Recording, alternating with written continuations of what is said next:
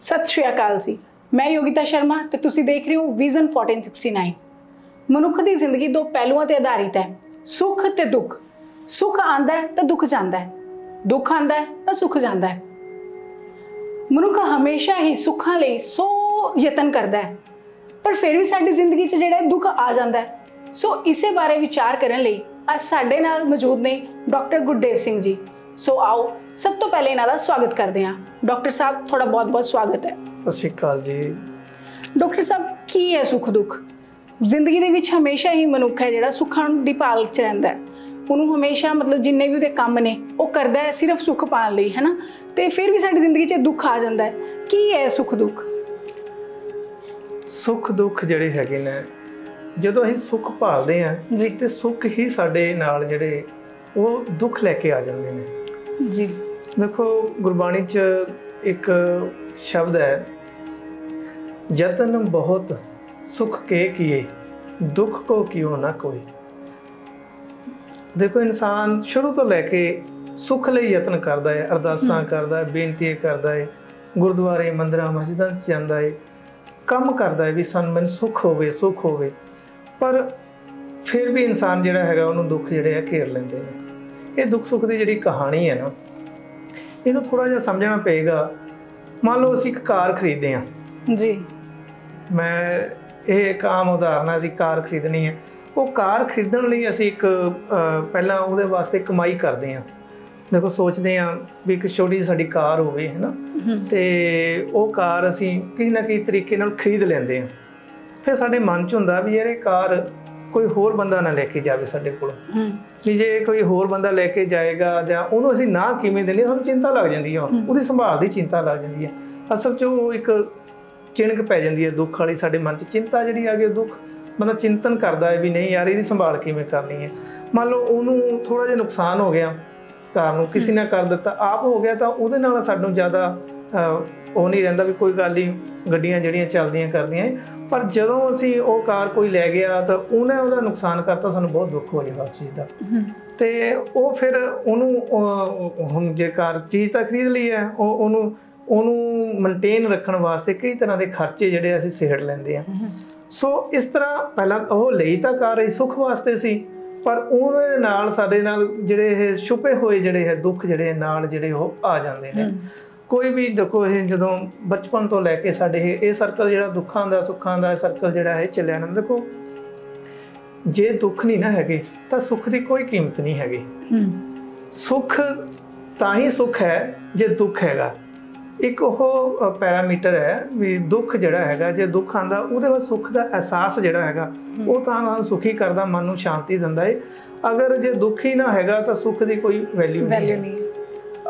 ਚਾਨਣ ਹੋਰ ਹਨੇਰਾ, ਦਿਨ ਔਰ ਰਾਤ, ਹੈ ਨਾ, ਇਹ ਦੋਨੇ ਜਿਹੜੇ ਇਹ ਦੋਨਾਂ ਦੇ ਨਾਲ ਬੈਲੈਂਸ ਗੁਰੂ ਸਾਹਿਬ ਨੇ ਇਹ ਬਣਾ ਰੱਖਿਆ ਹੈ। ਇਹ ਗੁਰਬਾਣੀ 'ਚ ਪੰਕਤੀ ਹੈ, ਦੁੱਖ ਦਾਰੂ ਸੁਖ ਰੋਗ ਪਿਆ ਜਾਂ ਸੁਖ ਤਾਮ ਨਾ ਹੋਈ। ਤੇ ਦੁੱਖ ਜਿਹੜਾ ਇੱਕ ਦਵਾ ਹੈ ਨਾ, ਉਹ ਜੇ ਸਾਡੇ ਦੁੱਖਾਂ ਦਾ ਅਸੀਂ ਉਸ ਜਿਹੜਾ ਬੰਦਾ ਦੁਖੀ ਹੁੰਦਾ ਨਾ, ਉਹ ਗੁਰਦੁਆਰੇ ਮਸਜਿਦ ਜਾਂ ਆਪਣੇ ਘਰ ਹੀ ਮਤਲਬ ਗੁਰੂ ਸਾਹਿਬ ਨੇ ਅਰਦਾਸ ਕਰਦਾ ਹੈ, ਬੇਨਤੀਆਂ ਕਰਦਾ ਹੈ ਵੀ ਮੇਰਾ ਇਹ ਦੁੱਖ ਜਿਹੜਾ ਕਿਸੇ ਨਾ ਕਿਸੇ ਤਰੀਕੇ ਨਾਲ ਦੂਰ ਹੋ ਜਾਵੇ। ਸੋ ਇਹ ਜਿਹੜਾ ਦੁੱਖ ਸੁੱਖ ਹੈ ਇਹਨੂੰ ਸਮਝਣਾ ਇਸ ਤਰ੍ਹਾਂ ਸਾਨੂੰ ਪੈਣਾ ਹੈ ਵੀ ਇਹ ਅਸੀਂ ਦੁੱਖ ਜੇ ਮੰਨ ਲਿਆ ਤਾਂ ਦੁੱਖ ਹੈ ਨਾ। ਜਿਹੜੀ ਗੁਰਬਾਣੀ ਹੈ, ਗੁਰਬਾਣੀ ਦੁੱਖ ਵਿੱਚ ਸੁੱਖ ਮਨਾਈ, ਉਹ ਅਵਸਥਾ ਸਾਨੂੰ ਬਣਾਉਣੀ ਪੈਣੀ ਹੈ। ਦੁੱਖ ਹੈ ਕੀ ਹੈ? ਦੁੱਖ ਅਸੀਂ ਇਹਨਾਂ ਚੀਜ਼ਾਂ ਨੂੰ ਦੁੱਖ ਤਾਂ ਸਾਡਾ ਚੱਲਦਾ, ਇਛਾਵਾਂ ਸਾਡੀਆਂ ਵੱਧਦੀਆਂ ਜਾਂਦੀਆਂ। ਪਹਿਲਾਂ ਸਾਡੀ ਹੁੰਦਾ ਵੀ ਚਲੋ ਘੱਟੋ ਘੱਟ ਹੁਣ ਕਾਰ ਦੀ ਮੈਂ ਉਦਾਹਰਨ ਦਿੱਤੀ ਹੈ, ਕਾਰ ਤੇ ਮੈਂ ਚੱਲਦਾ ਵੀ ਸਾਡੇ ਕੋਲ ਨਾ ਕੋਈ ਮਰੂਤੀ ਕਾਰ ਹੀ ਹੋ ਜੇ। ਜਦੋਂ ਮਰੂਤੀ ਲੈ ਲਈ ਅਸੀਂ ਉਹਦੇ ਲੈਣ ਜੋਗੇ ਹੋ ਗਏ, ਫਿਰ ਸਾਨੂੰ ਥੋੜ੍ਹੀ ਜਿਹੀ ਤਾਂ ਵੱਡੀ ਹੋ ਜੇ, ਫਿਰ ਸਾਡਾ ਮਨ ਕਰਦਾ ਹੋਰ ਵੱਡੀ ਹੋ ਜੇ, ਹੈ ਨਾ। ਤਾਂ ਸਾਡੀਆਂ ਇਛਾਵਾਂ ਵੱਧਦੀਆਂ ਜਾਂਦੀਆਂ। ਅਸੀਂ ਪਹਿਲਾਂ ਸਾਡੇ ਮਨ 'ਚ ਹੁੰਦਾ ਘੱਟੋ ਘੱਟ ਇਹ ਹੋਵੇ ਅਸੀਂ ਹੋਰ ਕੁਛ ਨਹੀਂ ਲੈਣਾ ਹੈਗਾ, ਪਰ ਜਦੋਂ ਅਸੀਂ ਉਹ ਲੈ ਲੈਂਦੇ ਹਾਂ ਫਿਰ ਸਾਡੀ ਇਛਾਵਾਂ ਵੱਧ ਜਾਂਦੀਆਂ। ਇਛਾਵਾਂ ਵੱਧਦੀਆਂ, ਸਾਨੂੰ ਮਿਹਨਤ ਕਰਨੀ ਪੈਂਦੀ ਹੈ ਤੇ ਸਾਨੂੰ ਹੋਰ ਕਈ ਤਰ੍ਹਾਂ ਦੇ ਤਰੀਕੇ ਅਪਣਾਉਣੇ ਪੈਂਦੇ। ਮਤਲਬ ਹੋਰ ਇਹਦੇ ਵਿੱਚ ਉਲਝੀ ਜਾਂਦੇ ਆ ਤੇ ਇਹਦੇ ਵਿੱਚ ਦਾ ਜਿਹੜਾ ਸਕੂਨ ਹੈ, ਸਕੂਨ ਸਾਨੂੰ ਫਿਰ ਵੀ ਕਿਤੇ ਨਹੀਂ ਮਿਲਦਾ। ਮਤਲਬ ਸਕੂਨ ਜਿਹੜਾ ਹੈਗਾ, ਸੁੱਖ ਦੇ ਵਿੱਚ ਸਕੂਨ ਨਹੀਂ ਹੈਗਾ। ਉਹ ਜਿਹੜਾ ਸਕੂਨ ਅਸੀਂ ਕਹਿੰਦੇ ਆ ਵੀ ਆਹ ਚੀਜ਼ਾਂ ਮਿਲ ਕੇ ਸਾਨੂੰ ਸਕੂਨ ਸਾਨੂੰ ਮਿਲਦਾ ਹੈ ਜਦੋਂ ਅਸੀਂ ਗੱਡੀ ਕੋਈ ਨਵੀਂ ਚੀਜ਼ ਲੈ ਲੈਂਦੇ ਹਾਂ, ਸਾਨੂੰ ਕੁਛ ਪਲ ਲਈ ਖੁਸ਼ੀ ਹੁੰਦੀ ਹੈ। ਅਸੀਂ ਸਾਰਿਆਂ ਨੂੰ ਦੱਸਦੇ ਹਾਂ, ਫੋਨ ਕਰਕੇ ਦੱਸਦੇ ਹਾਂ, ਖੁਸ਼ੀਆਂ ਵੀ ਲੋਕ ਵੀ ਕਹਿੰਦੇ ਹੈ ਨਾ, ਤਾਂ ਉਹ ਕੁਝ ਪਲ ਦਾ ਸਕੂਨ ਹੁੰਦਾ ਹੈ। ਇੱਕ ਸਕੂਨ ਜਦੋਂ ਸਾਨੂੰ ਦੇਖੋ ਕੋਈ ਬੰਦਾ ਨਾ ਇੰਨਾ ਸਾਰਾ ਧਨ ਇਕੱਠਾ ਕਰ ਲਿਆ, ਸਾਰਾ ਕੁਝ ਹੋ ਗਿਆ, ਫਿਰ ਉਹ ਸੋਚਦਾ ਯਾਰ ਮੈਂ ਇੰਨਾ ਕੁਝ ਕਮਾ ਲਿਆ, ਮੇਰੇ ਕੋਲ ਜੋ ਮੈਂ ਚਾਹੁੰਦਾ, ਮੈਂ ਇੱਕ ਨਵਾਂ ਮਕਾਨ ਵੀ ਬਣਾ ਸਕਦਾ, ਨਵਾਂ ਮਹਿਲ ਵੀ ਬਣਾ ਸਕਦਾ, ਹਰ ਦੇਸ਼ ਦੇ ਵਿੱਚ ਮੈਂ ਆਪਣਾ ਕੋਈ ਘਰ ਖਰੀਦ ਸਕਦਾ, ਪਰ ਫਿਰ ਵੀ ਮੇਰੇ ਮਨ 'ਚ ਸਕੂਨ ਜਿਹੜਾ ਉਹਨੂੰ ਉਹ ਨਹੀਂ ਮਿਲਦਾ। ਉਹ ਸਕੂਨ ਕੋਈ ਹੋਰ ਸਕੂਨ ਹੈ, ਉਹਦੇ ਬਾਰੇ ਉਹ ਭੇਦ ਜਿਹੜਾ ਹੈਗਾ, ਉਹ ਸਕੂਨ ਸਾਨੂੰ ਤਾਂ ਹੀ ਮਿਲਣਾ ਹੈ। ਉਹ ਸਬਰ ਸੰਤੋਖ ਦਾ ਸਕੂਨ ਹੈ। ਉਹ ਸਕੂਨ ਮਿਲਣਾ ਸਾਨੂੰ ਇੱਕ ਚੰਗੇ ਗੁਰੂ ਦੇ ਲੜ ਲਾ ਕੇ, ਬਾਣੀ ਪੜ੍ਹ ਕੇ, ਜਾਂ ਅਸੀਂ ਬਾਣੀ ਪੜ੍ਹੀਏ, ਜਾਂ ਆਪਣੇ ਗੁਰੂ ਨੇ ਜੋ ਰਸਤਾ ਦੱਸਿਆ ਉਸ ਪਰਮਾਤਮਾ ਦੀ ਜਦ ਤੱਕ ਅਸੀਂ ਗੱਲ ਨਹੀਂ ਕਰਦੇ। ਅਸਲ ਕਹਾਣੀ ਤਾਂ ਇਹ ਹੈ ਵੀ ਅਸੀਂ ਸੰਸਾਰ ਤੇ ਆਏ ਕਿਉਂ ਹੈ, ਅਸੀਂ ਇਹ ਭੁੱਲ ਜਾਂਦੇ ਹਾਂ। ਹਰ ਇੱਕ ਇਨਸਾਨ ਦੀ ਨਾ ਇੱਕ ਜਿਹੜੀ ਹੈ ਉਮਰ ਉਹ ਲਿਖੀ ਗਈ ਹੈ। ਹਰ ਇਨਸਾਨ ਨੇ ਇੱਕ ਨਾ ਇੱਕ ਦਿਨ ਮਰ ਜਾਣਾ ਹੈ। ਮੈਂ ਆਪਣੇ ਨਾ ਸਟੂਡੈਂਟ ਨੂੰ ਦੱਸਦਾ ਹੁੰਦਾ, ਕਹਿੰਦਾ ਹੁੰਦਾ ਵੀ ਮੈਂ ਤਾਂ ਇੱਕ ਚੀਜ਼ ਲਿਖਵਾ ਲਓ, ਤੇ ਮੈਂ ਕਿਹਾ ਵੀ ਮੈਨੂੰ ਵੀ ਮੇਰੇ ਉਸਤਾਦ ਜੀ ਨੇ ਦੱਸੀ ਸੀ ਵੀ ਉਹ ਗੱਲ ਝੂਠੀ ਨਹੀਂ ਹੋ ਸਕਦੀ। ਉਸਤਾਦ ਜੀ ਕਿਹੜੀ ਗੱਲ? ਮੈਂ ਕਿਹਾ ਵੀ ਉਹ ਤੁਸੀਂ ਜਿੱਥੇ ਮਰਜ਼ੀ ਕਰੋ, ਮੈਨੂੰ ਪੂਰਾ ਵਿਸ਼ਵਾਸ ਹੈ। ਤੁਸੀਂ ਕਹਿੰਦੇ ਨਾ ਵੀ ਬੰਦੇ ਨੂੰ ਉਹ ਨਹੀਂ ਕਰਨਾ ਚਾਹੀਦਾ, ਵੀ ਕੀ ਪਤਾ ਕੀ ਹੋ ਜਾਣਾ ਕੱਲ। ਤੇ ਮੈਂ ਕਿਹਾ ਮੈਂ ਲਿਖ ਕੇ ਦੇ ਦਿੰਦਾ ਵੀ ਇਹ ਹੋਏਗਾ। ਕਹਿੰਦੇ ਕੀ ਹੋਏਗਾ? ਮੈਂ ਕਿਹਾ ਦੇਖੋ ਮੈਂ ਲਿਖ ਕੇ ਦਿੰਦਾ ਵੀ ਮਰਨਾ ਸੱਚ ਹੈ। ਗੁਰਬਾਣੀ ਸਾਨੂੰ ਸਾਡਾ ਸਭ ਨੂੰ ਪਤਾ ਹੈ ਵੀ ਸਭ ਨੇ ਇੱਕ ਨਾ ਜਿਹੜਾ ਬੰਦਾ ਜੰਮਿਆ ਹੈ ਉਹਨੇ ਇੱਕ ਦਿਨ ਖਤਮ ਹੋ ਜਾਣਾ, ਫਨਾ ਹੋ ਜਾਣਾ ਹੈ ਉਹਨੇ, ਤੇ ਮਰਨਾ ਸਾਰਿਆਂ ਨੇ ਹੀ ਹੈ। ਸਾਰਿਆਂ ਦੀ ਉਮਰ ਹੈ, ਕੋਈ 40 ਸਾਲ ਜੀਏਗਾ, ਕੋਈ ਅੱਛਾ ਮਰਨਾ ਕਿਵੇਂ ਹੈ? ਗੁਰਬਾਣੀ 'ਚ ਇੱਕ ਵਾਕ ਆਉਂਦਾ ਹੈ, ਕਿਆ ਜਾਣਾ ਕਿ ਮਰਾਂਗੇ ਕੈਸਾ ਮਰਨਾ ਹੋਏ। ਮਰਨਾ ਸਾਰਿਆਂ ਨੇ, ਕਿਵੇਂ ਮਰਨਾ ਹੈ, ਕਿੱਦਾਂ ਮਰਨਾ ਹੈ, ਕਿੱਥੇ ਮਰਨਾ ਹੈ, ਉਹ ਕਿਸੇ ਨੂੰ ਨਹੀਂ ਪਤਾ ਹੈਗਾ। ਪਰ ਐਵੇਂ ਜੇ ਮਰਨਾ ਸਾਰਿਆਂ ਨੇ, ਗੁਰਬਾਣੀ ਦੇ ਜੇ ਗੁਰੂ ਦੇ ਲੜ ਲੱਗੇ ਹੈ ਤਾਂ ਫਿਰ ਕਹਿੰਦੇ ਕਿਆ ਜਾਣਾ ਕਿ ਮਰਾਂਗੇ ਕੈਸਾ ਮਰਨਾ ਹੋਏ, ਜੇਕਰ ਸਾਹਿਬ ਮਨੁ ਨਾ ਵਿਸਰੈ ਤਾਂ ਸਹਿਲਾ ਮਰਨਾ ਹੋਏ। ਤਾਂ ਜਿਹੜਾ ਹੈ ਸਾਡਾ ਮਰਨਾ ਜਿਹੜਾ ਉਹ ਆਸਾਨ ਹੋ ਜਾਂਦਾ ਹੈ। ਅਸੀਂ ਆਮ ਹੀ ਦੇਖਦੇ ਨੇ ਕੋਈ ਗੁਰਦੁਆਰਾ ਸਾਹਿਬ ਮੱਥਾ ਟੇਕਣ ਗਿਆ ਹੈ ਤੇ ਉਹ ਚੜਾਈ ਕਰ ਗਿਆ ਹੈ ਨਾ, ਮੱਥਾ ਟੇਕ ਕੇ ਉੱਠਿਆ ਹੀ ਨਹੀਂ ਹੈਗਾ। ਕਈ ਬੰਦੇ ਐਸੇ ਨੇ ਕਿੰਨੇ ਸਾਲ ਬਿਮਾਰ ਰਹਿੰਦੇ ਨੇ, ਉਹਨਾਂ ਦੀ ਦਵਾ ਦਾਰੂ ਚੱਲਦੀ ਰਹਿੰਦੀ ਹੈ, ਬਿਲਕੁਲ ਹੈ ਨਾ। ਸੋ ਇਹ ਜਾਂ ਉਹ ਆਪਾਂ ਕਹਿੰਦੇ ਨਾ ਉਹਦੇ ਬੜੇ ਕਰਮ ਚੰਗੇ ਸੀ, ਹੈ ਨਾ। ਜੋ ਇਨਸਾਨ ਜਿਹੜਾ ਵਿਚਾਰਾ ਮੰਜੇ ਤੇ ਆਨੂੰ ਅਸੀਂ ਡਿੜਕਣਾ ਵੀ ਕਹਿ ਦਿੰਦੇ ਹਾਂ, ਤਾਂ ਕਈ ਵਾਰੀ ਉਹ ਇਨਸਾਨ ਆਪ ਹੀ ਕਹਿੰਦਾ ਮੇਰੇ ਕੋਈ, ਕਈ ਵਾਰੀ ਹੁੰਦਾ ਨਾ ਵੀ ਕਰਮ ਇਸ ਸੰਸਾਰ 'ਚ ਤਾਂ ਚੰਗੇ ਕੀਤੇ ਹੁੰਦੇ ਨੇ, ਫਿਰ ਵੀ ਉਹਨੂੰ ਦੁੱਖ ਦੀ ਜਿਹੜਾ ਸਾਹਮਣਾ ਕਰਨਾ ਪੈਂਦਾ। ਤੇ ਇਹ ਗੁਰੂ ਦੀ ਇੱਕ ਰਜਾ ਹੈ, ਗੁਰੂ ਦਾ ਇੱਕ ਮਤਲਬ ਉਹਦਾ ਇੱਕ ਇਹ ਜਿਹੜਾ ਬਣਾਇਆ ਵਿਧਾਨ ਹੈ, ਉਹ ਸਮਝਣਾ, ਉਹਦੀ ਖੇਡ ਨੂੰ ਸਮਝਣਾ ਜਿਹੜਾ ਆਸਾਨ ਨਹੀਂ ਹੈ। ਪਰ ਭਾਣੇ ਵਿੱਚ ਰਹਿਣਾ ਇਹ ਸਾਨੂੰ ਗੁਰਬਾਣੀ ਸਿਖਾਉਂਦੀ ਹੈ। ਜੇ ਦੁੱਖ ਆਇਆ ਤਾਂ ਦੁੱਖ ਵਿੱਚ ਸੁੱਖ ਮਨਾਈ ਦਾ ਇੱਕ ਸਾਨੂੰ ਗੁਰਬਾਣੀ ਸੰਕਲਪ ਦਿੰਦੀ ਹੈ, ਇੱਕ ਸਾਨੂੰ ਸਿਧਾਂਤ ਦਿੰਦੀ ਹੈ ਵੀ ਦੁੱਖ ਸੁੱਖ ਸਮ ਕਰ ਜਾਣ, ਸਮ ਕਰਕੇ ਇਕੱਠਾ ਕਰਕੇ ਬੰਦਾ ਜਾਣਦਾ। ਜਦੋਂ ਅਸੀਂ ਉਸ ਪਰਮਾਤਮਾ ਦੇ ਲੜ ਲੱਗੇ ਰਹਿੰਦੇ ਆ, ਪਰਮਾਤਮਾ ਦਾ ਲੜ ਲੱਗਣਾ ਗੁਰੂ ਦੇ ਨਾਲ, ਗੁਰੂ ਦੇ ਗਿਆਨ ਦੇ ਨਾਲ, ਜੋ ਗੁਰੂ ਸਾਨੂੰ ਰਸਤਾ ਦੱਸਦਾ ਉਸ ਮਾਰਗ ਤੇ ਚੱਲ ਕੇ ਜਦੋਂ ਅਸੀਂ ਪਰਮਾਤਮਾ ਦਾ ਨਾਮ ਜਪਦੇ ਹਾਂ ਤਾਂ ਪਰਮਾਤਮਾ ਦਾ ਰੂਪ ਹੋ ਜਾਂਦੇ ਹਾਂ। ਫਿਰ ਸਾਨੂੰ ਜਿਹੜਾ ਦੁੱਖ ਹੈ ਉਹਦੇ ਵੀ ਕੋਈ ਪਰਵਾਹ ਨਹੀਂ ਹੈ, ਸੁੱਖ ਵੀ ਸਾਨੂੰ ਉਹ ਵੀ ਸਾਨੂੰ ਸੁੱਖ ਦੁੱਖ ਇੱਕ ਤਰ੍ਹਾਂ ਦੇ ਹੀ ਲੱਗਦੇ ਆ। ਜਿੰਨਾ ਸਾਨੂੰ ਸੁੱਖ ਦੇ ਵਿੱਚ ਸਕੂਨ, ਉਨਾ ਹੀ ਦੁੱਖ ਦੇ ਵਿੱਚ।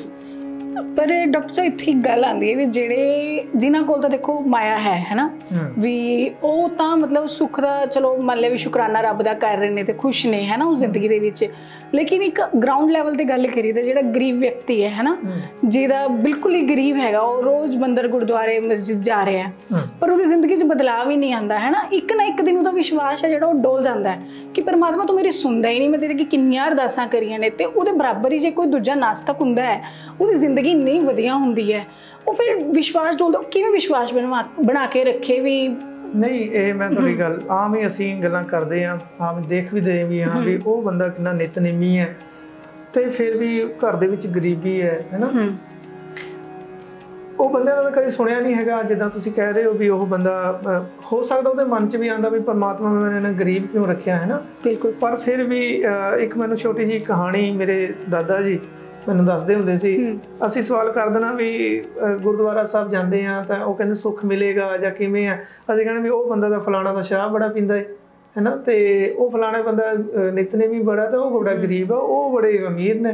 ਤੇ ਇਹਦੀ ਕੀ ਕਹਾਣੀ ਹੈ? ਤਾਂ ਮੇਰੇ ਦਾਦਾ ਜੀ ਇੱਕ ਸਾਨੂੰ ਛੋਟੀ ਕਹਾਣੀ ਦੱਸਦੇ ਹੁੰਦੇ ਸੀ ਵੀ ਇਹ ਕਰਮਾਂ ਦੀਆਂ ਗੱਲਾਂ ਹੁੰਦੀਆਂ ਹੈ।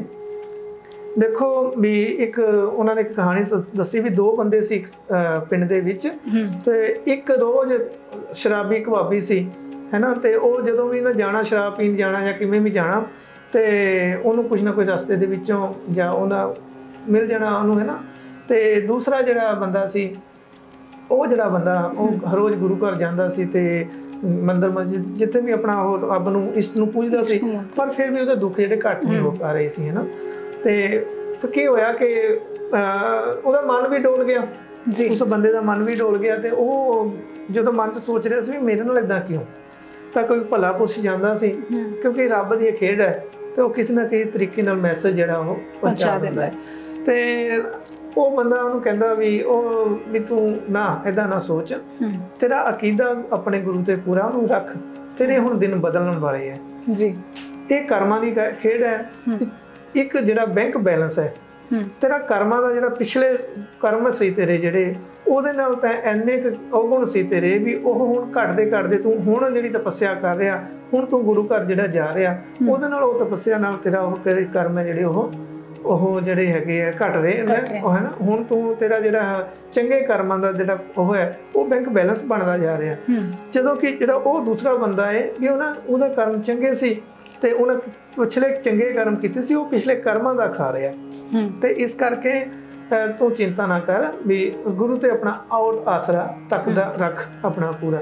ਸੋ ਫਿਰ ਦਾਦਾ ਜੀ ਸਾਡੇ ਦੱਸਦੇ ਹੁੰਦੇ ਸੀ ਵੀ ਕੁਝ ਦਿਨਾਂ ਬਾਅਦ ਉਹਦੇ ਜਿਹੜੇ ਹੈਗੇ ਆ ਚੰਗੇ ਦਿਨ ਆ ਗਏ। ਤੇ ਉਹ ਜਿਹੜਾ ਬੰਦਾ ਸੀ, ਕਿਉਂਕਿ ਕਹਿੰਦੇ ਆ ਨਾ ਵੀ ਆਮ ਹੀ ਸਿਆਣੇ ਕਹਿੰਦੇ ਆ ਵੀ ਜੇ ਆਪਾਂ ਕੁਝ ਕਮਾਵਾਂਗੇ ਨਹੀਂ ਤਾਂ ਖੂਹ ਵੀ ਖਾਲੀ ਹੋ ਜਾਂਦੇ ਨੇ, ਬਿਲਕੁਲ ਹੈ ਨਾ। ਤੇ ਜਦ ਤੱਕ ਕੁਝ ਪਾਵਾਂਗੇ ਨਹੀਂ ਉਹ ਬੈਂਕ ਬੈਲੈਂਸ ਕਿੰਨੇ ਚਿਰ ਜੇ ਕਢਾਈ ਜਾਵਾਂਗੇ ਖਾਈ ਜਾਵਾਂਗੇ ਕਢਾਈ ਜਾਵਾਂਗੇ ਖਤਮ ਹੋ ਜਾਏਗਾ ਜਦ ਤੱਕ ਅਸੀਂ ਕਮਾ ਕੇ ਉਹਨਾਂ ਵਿੱਚ ਹੋਰ ਨਹੀਂ ਜੋੜਦੇ। ਸੋ ਇਦਾਂ ਵੀ ਇਹ ਐਸੀ ਖੇਡ ਹੈ ਵੀ ਜੇ ਅੱਜ ਕੋਈ ਸਾਨੂੰ ਗਰੀਬ ਲੱਗਦਾ ਹੈ, ਜੇ ਤੁਸੀਂ ਕਹਿ ਰਹੇ ਵੀ ਉਹਨਾਂ ਨੂੰ ਘਬਰਾਉਣਾ ਨਹੀਂ ਚਾਹੀਦਾ। ਆਪਣੇ ਬਹੁਤ ਸਾਰੇ ਜਿਹੜੇ ਗਰੀਬ ਹੈ ਨਾ, ਮੈਂ ਸੋਚਦਾ ਵੀ ਜਿਹਨੂੰ ਆਪਾਂ ਗਰੀਬ ਕਹਿੰਦੇ ਆ ਪਰ ਦਿਲ ਦੇ ਬੜੇ ਅਮੀਰ ਕਹਿੰਦੇ ਬੰਦਾ ਬੇਸ਼ੱਕ ਗਰੀਬ ਹੈ ਪਰ ਦਿਲ ਦਾ ਬੜਾ ਅਮੀਰ ਹੈ। ਉਹ ਗੁਰੂ ਸਾਹਿਬ ਨੇ ਬਖਸ਼ਿਸ਼ਾਂ ਬੜੀਆਂ ਕੀਤੀਆਂ ਹੁੰਦੀਆਂ। ਇੱਕ ਪਾਸੇ ਬੰਦਾ ਜੇ ਗਰੀਬ ਹੋਵੇ ਨਾ ਤਾਂ ਹੋਰ ਬੜੀਆਂ ਅਮੀਰੀਆਂ ਹੁੰਦੀਆਂ ਉਹਨਾਂ ਕੋਲ। ਤੇ ਬਹੁਤ ਸਾਰੇ ਹੈ ਜਿਹੜੇ ਜਿਨ੍ਹਾਂ ਕੋਲ ਜਿਹੜੇ ਪਦਾਰਥ ਹੈ ਉਹ ਘੱਟ ਹੋ ਸਕਦੇ ਨੇ ਪਰ ਦਿਲ ਦੀ ਅਮੀਰੀ ਉਸ ਪਰਮਾਤਮਾ ਦੇ ਓਟ ਆਸਰਾ ਉਹਨਾਂ ਦਾ ਬੜਾ ਹੁੰਦਾ ਹੈ। ਉਹ ਪਰਮਾਤਮਾ ਦਾ ਸਾਰਿਆਂ ਦੀ ਰੱਖਿਆ ਕਰਨ ਵਾਲਾ, ਸਾਰਿਆਂ ਨੂੰ ਕਹਿੰਦੇ ਕਾਹੇ ਰੇ ਮਨ ਚਿੱਤ ਵੇ ਉਦਮ ਜਾ ਆ ਹਰ ਹਰ ਜੋ ਪਰਿਆ ਸਹਿਲ ਪੱਥਰ ਮੈਂ ਜੰਤੂ ਪਾਏ ਤਾਂ ਕਾ ਰਿਜਕ ਅੱਗੇ ਕਰ ਤਰਿਆ।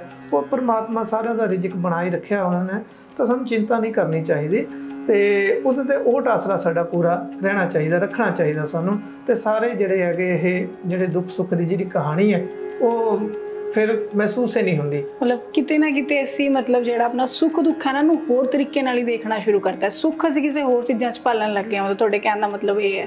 ਹਾਂ, ਸੁੱਖ ਜਿਹੜਾ ਦੇਖੋ ਜਦੋਂ ਸੰਸਾਰੀ ਚੀਜ਼ਾਂ ਅਸੀਂ ਕੁਝ ਵੀ ਲਿਆਵਾਂਗੇ ਤਾਂ ਉਹਦੇ ਨਾਲ ਤੁਹਾਨੂੰ ਮੈਂ ਦੱਸਿਆ ਵੀ ਦੁੱਖ ਜਿਹੜਾ ਉਹ ਨਾਲ ਦੀ ਨਾਲ ਉਹਨੂੰ ਅਸੀਂ ਦੁੱਖ ਮੰਨਦੇ ਹਾਂ। ਦੁੱਖ ਸਾਨੂੰ ਆ ਜਾਂਦਾ, ਕੋਈ ਇੱਕਦਮ ਸਾਡੇ ਤੇ ਕੋਈ ਖਰਚਾ ਪੈ ਜਾਂਦਾ, ਉਹ ਕਰਨਾ ਪੈਂਦਾ। ਫਿਰ ਅਸੀਂ ਕਈ ਤਰ੍ਹਾਂ ਦੇ ਉਹ ਆਪਣੇ ਲੋਨ ਲੈਂਦੇ ਨੇ, ਕੁਛ ਵੀ ਕਰਦੇ ਨੇ, ਉਹਦੇ ਨਾਲ ਚਿੰਤਾਵਾਂ ਵੱਧਦੀਆਂ ਤਾਂ ਦੁੱਖ, ਫਿਰ ਉਹ ਤਕਲੀਫ ਹੁੰਦੀ ਹੈ ਉਹਨੂੰ ਅਸੀਂ ਦੁੱਖ ਕਹਿ ਦਿੰਦੇ ਹਾਂ ਨਾ। ਤਾਂ ਜਦੋਂ ਅਸੀਂ ਸਬਰ ਸੰਤੋਖ 'ਚ ਆ ਜਾਂਦੇ ਹਾਂ, ਜਦੋਂ ਅਸੀਂ ਮੈਂ ਪੰਕਤੀ ਬੋਲੀ ਸੀ ਵੀ ਯਤਨ ਬਹੁਤ ਸੁੱਖ ਕੇ ਕੀਏ ਦੁੱਖ ਕੋ ਕਿਉ ਨਾ ਕੋਏ। ਜਦੋਂ ਅਸੀਂ ਇੰਨੇ ਯਤਨ ਸੁੱਖਾਂ ਦੇ ਕਰਦੇ ਨੇ ਫਿਰ ਵੀ ਦੁੱਖ ਆ ਜਾਂਦੇ ਨੇ ਹੈ ਨਾ। ਤੇ ਦੁੱਖ ਕਿਉਂ ਆ ਜਾਂਦੇ ਨੇ? ਉਹ ਕਹਿੰਦੇ ਨੇ ਵੀ ਗੁਰੂ ਸਾਹਿਬ ਕਹਿ ਰਹੇ ਨਾ ਵੀ ਇਹ ਯਤਨ ਬਹੁਤ ਸੁੱਖ ਕੇ ਕੀਏ ਦੁੱਖ ਕੋ ਕਿਉ ਨਾ ਕੋਏ। ਕਹੋ ਨਾਨਕ, ਅੱਗੇ ਜਵਾਬ ਦਿੰਦੇ ਨੇ, ਸੁਨ ਰੇ ਮਨਾ, ਕਹੋ ਨਾਨਕ ਸੁਨ ਰੇ ਮਨਾ ਹਰ ਭਾਵੈ ਸੋ ਹੋਏ। ਸੋ ਜੋ ਪਰਮਾਤਮਾ ਨੂੰ ਭਾਣਾ ਹੋਣਾ ਉਹੀ ਹੈ।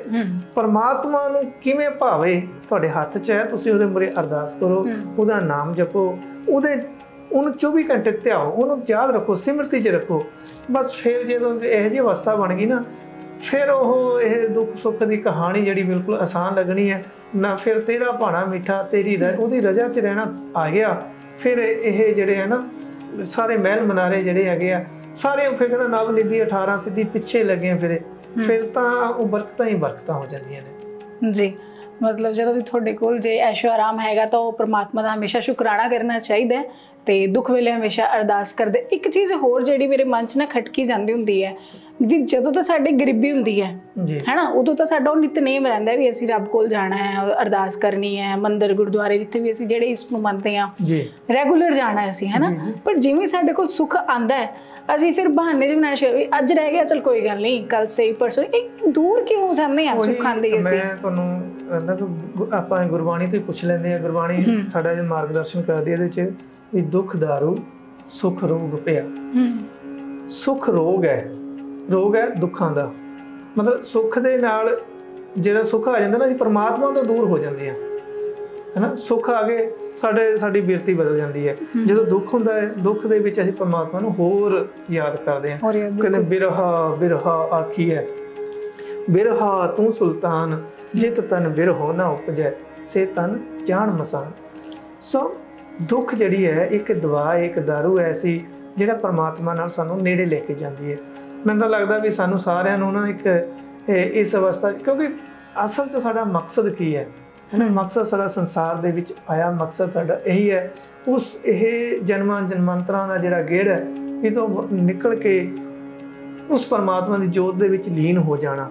ਮਨ ਤੋਂ ਜੋਤ ਸਰੂਪ ਹੈ ਆਪਣਾ ਮੂਲ ਪਛਾਣਨ ਦਾ ਸਾਨੂੰ ਜਿਹੜਾ ਇਹ ਮੌਕਾ ਮਿਲਿਆ ਹੈ ਨਾ। ਇਹ ਭਈ ਪ੍ਰਾਪਤ ਮਾਨੁਖ ਦੇ ਹੋਰੀਆ ਗੋਬਿੰਦ ਮਿਲਣ ਕੀ ਇਹ ਤੇਰੀ ਬਰੀਆ। ਇਹ ਇੱਕ ਸਾਡੀ ਬਾਰੀ ਹੈ, ਸਾਨੂੰ ਗੁਰੂ ਸਾਹਿਬ ਨੇ ਇੱਕ ਇਹ ਗੋਲਡਨ ਚਾਂਸ ਦਿੱਤਾ ਹੋਇਆ ਹੈ, ਤਾਂ ਉਹਨੂੰ ਅਸੀਂ ਉਸ ਚਾਂਸ ਨੂੰ ਜਿਹੜਾ ਗਵਾਉਣਾ ਨਹੀਂ ਚਾਹੀਦਾ।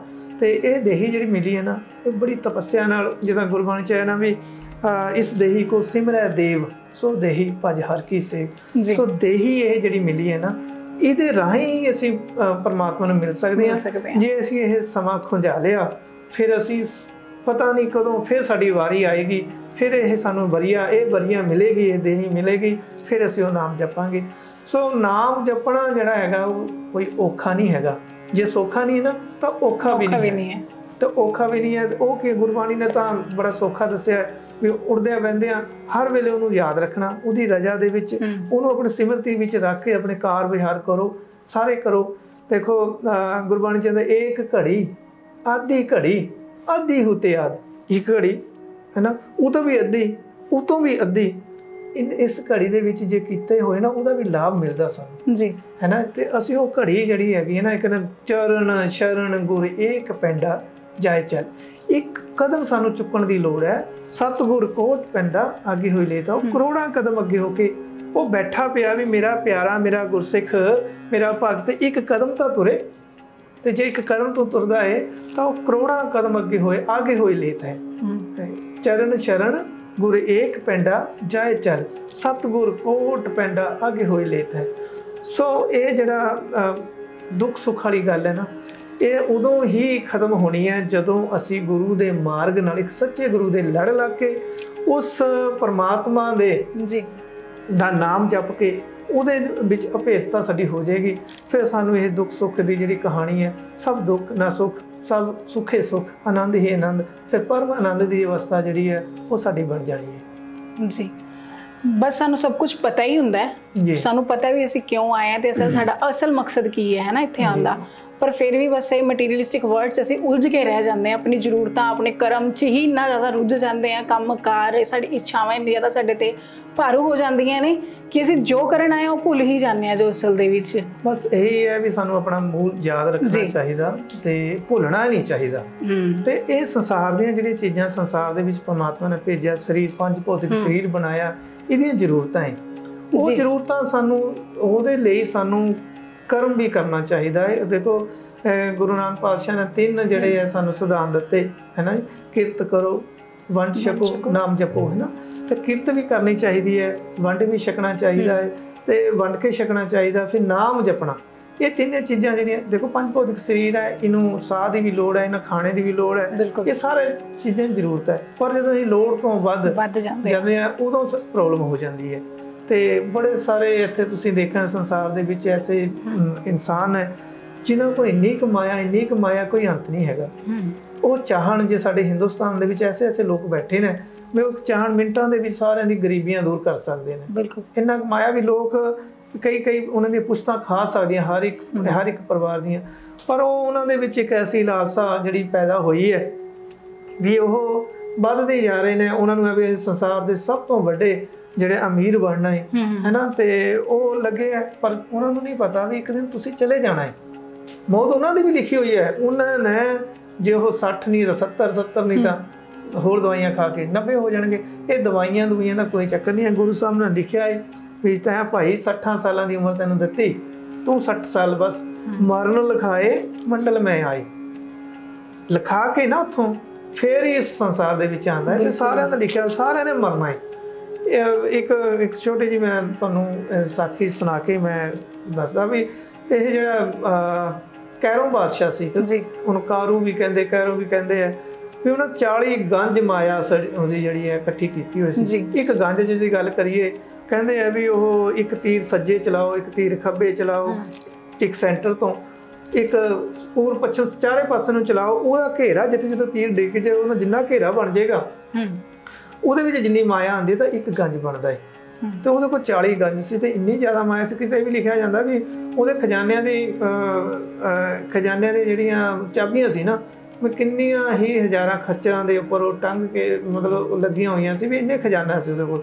ਪਰ ਫਿਰ ਵੀ ਉਹਦੀ ਲਾਲਸਾ ਖਤਮ ਨਹੀਂ ਹੋਈ। ਤੇ ਉਹਨਾਂ ਨੇ ਉਹਨੂੰ ਪਤਾ ਲੱਗਿਆ ਵੀ ਜਿਹੜੇ ਦਫਨ ਕੀਤੇ ਮੁਰਦੇ ਹੈ ਨਾ ਉਹਨਾਂ ਦੇ ਸਿਰ ਦੇ ਮੱਥੇ ਦੇ ਵਿੱਚ ਵੀ ਨਾ 1 ਰੁਪਈਆ ਜਿਹੜਾ ਹੈ ਉਹ ਦਫਨਾਉਣ ਵੇਲੇ ਰੱਖਿਆ ਜਾਂਦਾ ਸੀ। ਤੇ ਉਹਨਾਂ ਨੂੰ ਕਬਰਾਂ ਵੀ ਪਟਵਾ ਲਈਆਂ ਇੰਨੀ ਮਾਇਆ ਦੀ ਭੁੱਖ ਜੀ। ਤੇ ਉਹਨਾਂ ਨੂੰ ਕਈ ਤਾਂ ਇੱਦਾਂ ਵੀ ਸੁਣਨ ਚ ਆਉਂਦਾ ਹੈ ਵੀ ਹਾਂ ਗੁਰੂ ਨਾਨਕ ਪਾਤਸ਼ਾਹ ਉਹਨਾਂ ਨੂੰ ਮਿਲਦੇ ਨੇ ਤੇ ਉਹਨਾਂ ਨੂੰ ਇੱਕ ਸੂਈ ਦਿੰਦੇ ਨੇ ਤੇ ਵੀ ਉਹ ਕਹਿੰਦੇ ਨੇ ਵੀ ਉਹ ਪਹਿਲਾਂ ਤਾਂ ਮਿਲਦਾ ਨਹੀਂ, ਕਹਿੰਦਾ ਵੀ ਫਕੀਰ ਆਏ ਨੇ ਵੀ ਅਸੀਂ ਨਹੀਂ, ਮੈਂ ਨਹੀਂ ਮਿਲਦਾ, ਵੀ ਮੈਂ ਉਹ ਦੇਣਾ ਤਾਂ ਚਾਹੁੰਦਾ ਹੀ ਨਹੀਂ ਸੀ। ਉਹ ਕਹਿੰਦਾ ਵੀ ਮੈਂ ਕੋਈ ਕੀਮਤੀ ਚੀਜ਼ ਦੇਵਾਂਗਾ ਗੁਰੂ ਸਾਹਿਬ ਕਹਿੰਦੇ ਤੈਨੂੰ। ਤੇ ਉਹਨਾਂ ਨੂੰ ਸੁਨੇਹਾ ਭੇਜਿਆ ਤਾਂ ਉਹ ਮਿਲਦਾ ਏ ਤਾਂ ਉਹ ਕਹਿੰਦੇ ਵੀ ਇਹ ਸੂਈ ਹੈ, ਇਹ ਮੈਂ ਸੂਈ ਤੁਹਾਨੂੰ ਦੇਣਾ ਚਾਹੁੰਦਾ ਏ, ਪਰ ਇੱਕ ਮੈਂ ਤੁਹਾਡੇ ਤੋਂ ਵਾਅਦਾ ਬਚਨ ਲੈਣਾ ਵੀ ਤੁਸੀਂ ਐਡੇ ਵੱਡੇ ਮਹਾਨ ਰਾਜੇ ਹੋ ਵੀ ਤੁਸੀਂ ਇਹ ਮੈਨੂੰ ਸੂਈ ਜਿਹੜੀ ਹੈ ਪਰਲੋਕ ਦੇ ਵਿੱਚ ਦਰਗਾਹ ਦੇ ਵਿੱਚ ਮੈਨੂੰ ਇਹ ਦੇ ਦੇਣੀ। ਤੇ ਉਹ ਕਹਿੰਦੇ ਕੋਈ ਗੱਲ ਨਹੀਂ ਵੀ ਉਹਨਾਂ ਰੱਖ ਲਈ ਸੂਈ ਉਹ। ਤੇ ਜਦੋਂ ਘਰ ਗਿਆ ਤਾਂ ਅੰਦਰ ਆਪਣੇ ਉਹਦੀ ਰਾਣੀ ਨੇ ਕਿਹਾ ਵੀ ਹਾਂ ਜਦੋਂ ਗੱਲ ਹੋਈ ਤਾਂ ਉਹਨਾਂ ਦੱਸਿਆ ਤਾਂ ਰਾਣੀ ਕਹਿੰਦੀ ਵੀ ਤੁਸੀਂ ਇਹ ਕਿੱਦਾਂ ਦੇ ਸਕਦੇ ਹੋ, ਉੱਥੇ ਸੂਈ ਤਾਂ ਤੁਸੀਂ ਕਿਵੇਂ ਪਹੁੰਚਾਓਗੇ, ਕਿਵੇਂ ਲੈ ਕੇ ਜਾਓਗੇ। ਉਹ ਫਿਰ ਉਹਨਾਂ ਨੇ ਗੁਰੂ ਸਾਹਿਬ ਨੂੰ ਬੁਲਾਇਆ। ਫਿਰ ਗੁਰੂ ਸਾਹਿਬ ਨੇ ਫਿਰ ਕੀਤਾ ਵੀ ਮਹਾਰਾਜ ਇਹ ਤਾਂ ਮੈਂ ਸੂਈ ਨਹੀਂ ਤੁਹਾਡੇ ਉੱਥੇ ਦੇ ਸਕਦਾ, ਉੱਥੇ ਤਾਂ ਮੈਂ ਸੂਈ ਲਿਜਾ ਹੀ ਨਹੀਂ ਸਕਦਾ। ਫਿਰ ਗੁਰੂ ਸਾਹਿਬ ਕਹਿੰਦੇ ਵੀ ਜੇ ਤੂੰ ਸੂਈ ਨਹੀਂ ਉੱਥੇ ਲਿਜਾ ਸਕਦਾ ਜਿਹੜੇ ਆ 40 ਗੰਜ ਜੋੜੇ ਨੇ ਫਿਰ ਕਿੱਦਾਂ ਲੈ ਕੇ ਜਾਊਗਾ, ਇਹ ਕਾਹਦੇ ਵਾਸਤੇ ਜੋੜਦੇ ਆ। ਸੋ ਇੱਕ ਸਾਖੀ ਹੈ ਵੀ ਆਪਾਂ ਨੂੰ ਇਹਨਾਂ ਚੀਜ਼ਾਂ ਇਹ ਮਾਇਆ ਜਿਹੜੀ ਹੈ ਜਿੰਨੀ ਕੁ ਜ਼ਰੂਰਤ ਹੈ ਉਨੀ ਕੁ ਨਾਲ ਹੀ ਸਬਰ, ਜਦ ਤੱਕ ਸਬਰ ਨਹੀਂ ਨਾ ਆਇਆ ਜਿੰਨੇ ਮਰਜ਼ੀ ਜੋੜ ਲਓ। ਅੱਜ ਬੜੇ ਧਨੀ ਬੈਠੇ ਨੇ ਉਹਨਾਂ ਨੂੰ ਮਤਲਬ ਉਹ ਇਹ ਵੀ ਅਸੀਂ ਖਬਰਾਂ ਮਰਨਾ ਹੀ ਨਹੀਂ ਹੈਗਾ, ਸਾਰਾ ਕੁਛ ਨਾਲ ਹੀ ਲੈ ਜਾਣਾ, ਸਭ ਇੱਥੇ ਰਹਿ ਜਾਣਾ, ਭਰਮ 'ਚ ਹੀ ਨੇ। ਤੇ ਇਹ ਇੱਦਾਂ ਜਿਹੜਾ ਹੈਗਾ ਇਹ ਦੁੱਖਾਂ ਦਾ ਕਾਰਨ ਹੈ ਨਾ। ਤੇ ਉਹਨਾਂ ਨੂੰ ਚਿੰਤਾ ਹੀ ਲੱਗੀ ਰਹਿੰਦੀ ਵੀ ਸਾਡੇ ਤੋਂ ਜ਼ਿਆਦਾ ਫਲਾਣੇ ਦੇ ਪੈਸੇ ਨਾ ਹੋ ਜਾਣ, ਉਹ ਦੁਨੀਆ ਦੇ ਉੱਪਰ ਸਾਡਾ ਰਾਜ ਹੋਵੇ। ਉਹ ਮਰਨਾ ਤਾਂ ਫਿਰ ਵੀ ਹੈਗਾ ਨਾ, ਮਰਨਾ ਤਾਂ ਤੁਸੀਂ ਸੰਸਾਰ ਤਾਂ ਫਿਰ ਵੀ ਨਹੀਂ ਰਹਿਣਾ ਹੈਗਾ, ਚਲੇ ਤਾਂ ਜਾਣਾ ਹੀ ਹੈ। ਕੁਛ ਐਸਾ ਕੰਮ ਕਰਕੇ ਜਾਓ ਜਿਹਨੂੰ ਜੁਗਾ ਜੁਗ ਤੱਕ ਲੋਕ ਦੁਨੀਆ ਯਾਦ ਕਰੇ। ਗੁਰੂ ਸਾਹਿਬਾਨ ਨੇ ਕਰਮ ਕੀਤੇ ਜਿਹੇ ਐਸੇ ਕਾਰਜ ਕੀਤੇ ਨੇ ਅੱਜ ਦੁਨੀਆ ਯਾਦ ਕਰਦੀ ਹੈ।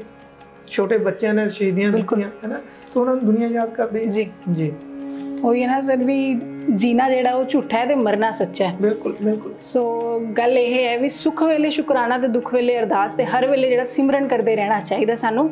ਸੋ ਡਾਕਟਰ ਸਾਹਿਬ ਅੱਜ ਦੀ ਜਿਹੜੀ ਗੱਲਬਾਤ ਹੈ ਸਾਡੀ ਬੜੀ ਚੰਗੀ ਰਹੀ, ਬੜਾ ਚੰਗਾ ਰਿਹਾ ਵਿਚਾਰ, ਤੁਹਾਡੇ ਨਾਲ ਗੱਲਬਾਤ ਕਰਕੇ ਬੜਾ ਅੱਛਾ ਲੱਗਿਆ।